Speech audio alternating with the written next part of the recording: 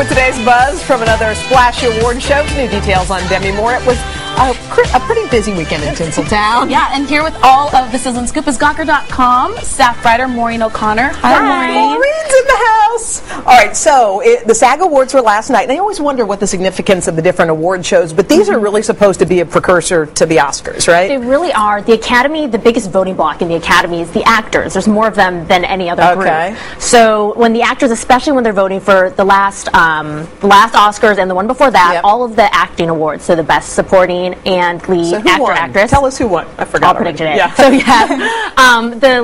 the best actor was Jean Dujardin from The Artist. Yeah, he beat out George Clooney. Yeah, George Clooney. And I think that's sort of the contest to watch, the Clooney versus Dujardin.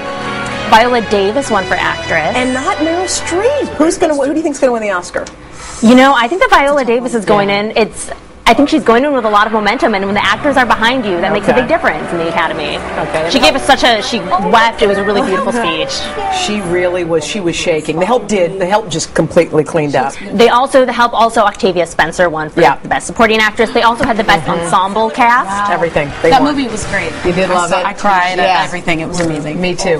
We like fashion, Jordan and I. Yes. So tell us about what was going on there on the red carpets. You know, I think the most interesting dress was Angelina Jolie's dress. It was plain black, except in some ways it almost looked like a garbage bag. This was the one that was kind of thrilling and interesting, and I was like, oh, I don't know if she knew the way the camera flash was going to pick up on that. Right. But she still looked good. I mean, it's Angelina. She could actually wear a garbage bag and she would look amazing anyway. I need to know, I didn't ask you officially on the air about your dress, but who makes this? Because I'm crazy about this. This is Kevin Hall. He makes some great stuff. I've worn a couple of his other dresses on the red carpet and on an award show as well, but I love his stuff. And do you there's a lot of scrutiny when you walk the red carpet. It's not, do you get nervous before? Or do you? You know what, if I know that my outfit's good and my makeup and my hair is fine, then I'm good. Do you practice your poses before you go? Sometimes I do, because sometimes I forget which side I should put my hand on and different things like that, but you know, it's all about the legs for me. I'm like, okay, my legs look good, I'm good. Tell us about Demi Moore. What came out was this 911, the actual tape, and I think we have a little bit that we can listen to. Let's take a listen and we'll talk about it. Right now, is she awake? Yes, well, semi-conscious, barely. Okay, is she breathing? Is she breathing? Yes. Okay, and she overdosed on... she's convulsing. She's okay, we should say, at the end, and she ended up coming to then. But what was going on? What was she on? What was she taking? So the 911 call, first of all, there's about 3 different voices, and you hear people saying, hey, Rue, you know, how old is she? What's the address? So it sounds like Rumor, her daughter, was there. And they said that she smoked something. They said it's not marijuana, but it's like incense. So people have been trying to guess what that was. Weird. Yeah. I have no idea. And then... Don't ask Jordan Sparks, okay? She stays away.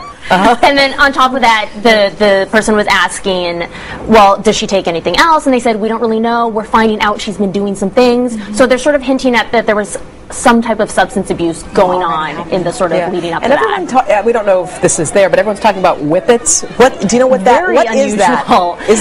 What is that? Unusual drug that you do.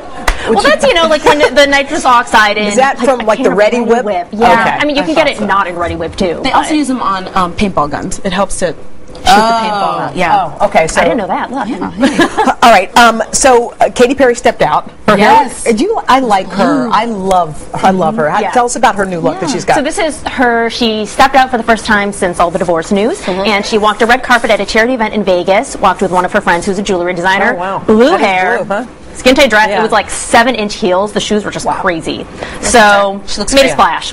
Now your girl. Now this is the one that Jordan keeps talking about because she loves Etta James. And Christina Aguilera sang a beautiful version, didn't she? She did. The funeral. Stevie Wonder performed at the funeral, as did Christina Aguilera, who sang At Last, and it was just heartfelt and really beautiful. Etta James, she touched you too. And what is it about her? Do you think that is? Etta had just a sort of emotion every time she sang. It didn't matter where it was, what she was going through. Every time she sang, you could feel what she was singing. And it's so cool to see Christina paying tribute to her like this, which she killed. She just sang like crazy. But she was just an icon, and for every girl that's growing up, singing At Last is a staple in the repertoire of songs. I've sang it tons of times, and Christina, you know, has sang it at all of our concerts as well. And you sang it at weddings and everything? Weddings, I sang it for my grandparents, you know, all those things. Oh, what's the end of the segment? So it's...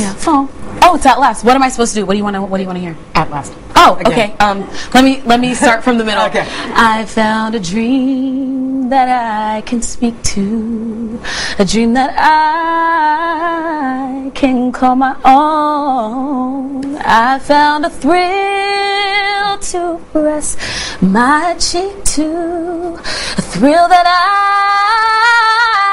never known. Oh yeah, you smile. Oh, we gotta go to break. Why do we have to go to break? Break commercial. But you know what, though? We have music trivia. Yeah, we do. More singing after head to these head. messages. Today, Jordin Sparks is a top-selling artist, an American Idol winner, and a Broadway star. But even with all that singing, we're about to find out exactly who really knows about music trivia. You just wait. You just wait. Or guess what? Our pop culture expert and contributing editor to Rolling Stone magazine, Joe Levy, is ready to heat things up. Joe, let's do it. Ready. Let's get started right away with a popular single. It's been a #1 hit for weeks. Take a listen to Rihanna and see if you can tell me what lyric comes next. Finish the lyric.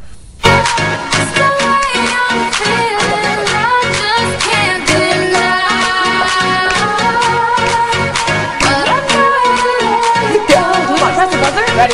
Yeah. Oh, fast on the buzzer, Jordin. That's good enough. That's right.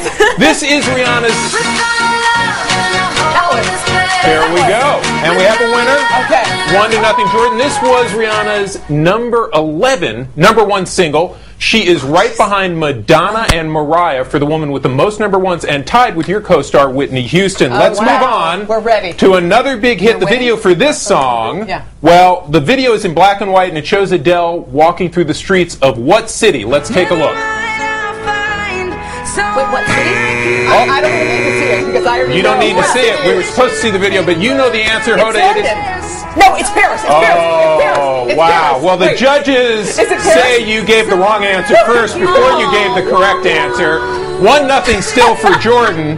This is one of Adele's 6 Grammy nominations, and of course 21, her album, was the best-selling album of 2001. The correct answer would have been Paris. It was my Jordin, you're in the lead, and of course you're also an American Idol champ, but the original Idol herself, Kelly Clarkson, has a new big hit. It's called Stronger. Let's listen to the words and see if you can finish the lyric. What doesn't kill you makes you stronger. Stand a little taller. Doesn't mean I'm lonely when I'm alone. Oh, what comes next? What doesn't kill you makes you stronger. Oh, well, that's possible, but not correct. Jordin, do you know? I actually don't. Okay. What doesn't kill you makes you stronger, and then I'm like, fighter. Makes you a fighter. I'm so sorry, Kelly. Makes a fighter. She's not going to be happy with me. It's a good song. When Kelly was in Los Angeles before she made it on Idol, she was a guest star on Dharma and Greg. Let's get to the next one. Let's hear this song. You know the song. I love this song. But do you know who sings it? Name the band. Oh, I know. Hoda. La la la la la. Shell, Ray, something? Or the Gym Class Heroes. Okay. Well, the answer is Cobra Starship, but they're friends with the Gym Class Heroes. I'm going to give it to you This game just to is tie it not up. great. But really, What's the winner here is Jordin, and we have a grand prize for you. Yes, it's the Kathy Lee's CD. Thank you, Kathy. She's Thank you for here letting me use your on dressing room. CD, We'll be not in back. fact. We'll be back after this. We are back on this Fun Day Monday with today's woman and a special guest host, the very lovely Jordin Sparks. She's filling in for Kathy Lee Gifford. And here on the perfect day because we are talking about that fierce feminine power that we often put to use. But sometimes that power gets out of whack and needs to, well, be tamed. It sure does. Rebecca Grotto and Christy Whitman are the authors of a new book, and you might want to hold your little one's ears for this one. It's called Taming Your Alpha Bitch. How to be fierce and feminine and get everything you want. Well, ladies, hello. Is this from experience we're writing this book or from, one of you two? Okay, describe this. What the alpha concept, what does that even mean? Well, you think of a woman who's very forceful, controlling, just a little bit competitive. Even drama queen. Does it ring a bell? Anybody? I know a couple. What do you do if you know somebody who's all four? I have a couple of those. Yeah, I have a couple of those who are all of them all at once. Wine helps. Yeah, we do that, yes. But in addition, we have 5 keys in the book. Okay, let's break it down, because there are different degrees of these bossy types of women. And I think some of us fall into some of these categories. Tell us about the very first category. the forceful. Yeah. We all know her. Forceful. We've seen her on the reality TV shows. She's that aggressive. You know, you were telling a story the other week about that subway ticket line lady. Yes. And I mean, Makes there's you this nervous. snowball effect that comes Caustic. behind you. Yeah, they're abrasive. Yeah. They give themselves permission to just say whatever they think. They don't And care they who don't they're care. hurting. Okay. They'll bulldoze over you. All right, and those people you deal with how? Ignore or what? How do you tame them?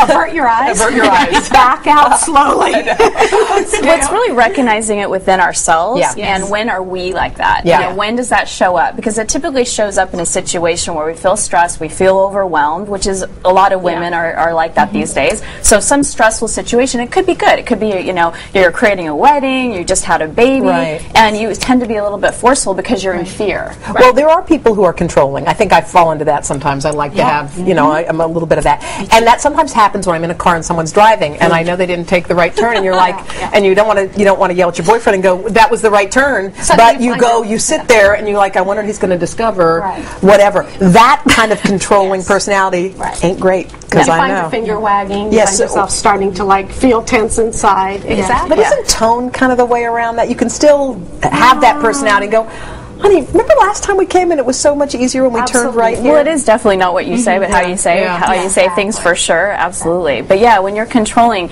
it's like you're so restrictive instead of being allowing. You know, let the person drive the direction that they need to go in, and like I can see the fear in your eyes. You're like, well, what if they don't go? And that's what it really this whole thing is based in. It's based in fear and lack. Like, are we going to get there on time? Are we going to get there? It's like we have to discover what's the fear behind But it. a lot of women become this way because in order to get ahead either professionally or where they are, you kind of have to have, like, you couldn't be sitting where you are on American Idol or any of those things if you didn't have some of those That's why traits, the title right? of the book is Fierce and Feminine. We do need to tap into our power, but there's a huge difference between brute force and true and Well, and stepping on people too. I mean, like you said, there's a way to say things and there's a way to approach things. I'm really huge on how people word things and say things, and sometimes it can just come across the complete wrong way. Exactly. Chrissy, how did you come up with the inspiration for this book? Well, you know, for me and Rebecca, she's a therapist over 25 years. I'm a coach for 10 years, and we work with women a lot, and we see that there are 4 major behaviors that really hold women back, and it is being forceful, it's being controlling, being very competitive, and also being the drama queen. And we run workshops together, and we see this all the time with these women. It's like these are the things that we've gotten,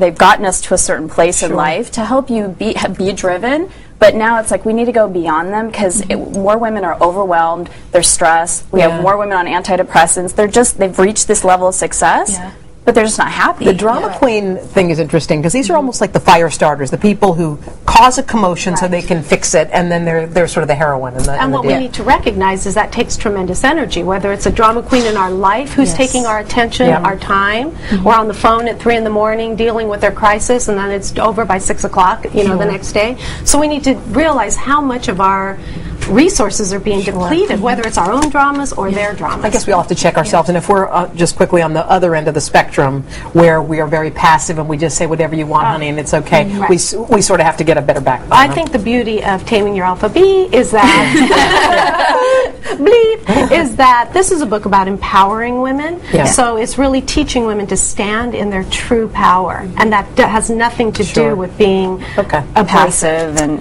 Thanks, ladies. All right. It's being fierce and feminine, work. Coming up next, gang, we're going to throw a party for your pooch.